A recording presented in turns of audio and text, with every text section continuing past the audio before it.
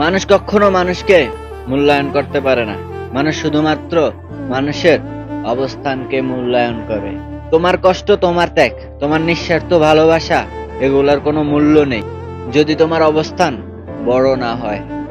আজ যাকে বুকে টেনে নিয়ে নিঃশ্বাস নাও, কাল হয়তো বা সেই অন্যের পাশে গিয়ে দাঁড়াবে, কারণ তার স্বার্থ এবং প্রয়োজন দুটোই আজ বদলে গেছে।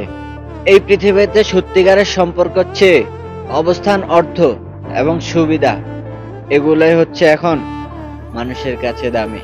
তাই নিজেকে সর্বদা উজাড় করে দেওয়াটা তোমার বোকামি। মানুষ এখন তোমাকে নয়, অবস্থানকেই বড্ড ভালোবাসে। নিজের সরলতা, নিজের সরল মন, এগুলা কেউ কখনো প্রাধান্য দিবে না যদি তোমার শূন্য পকেট থাকে।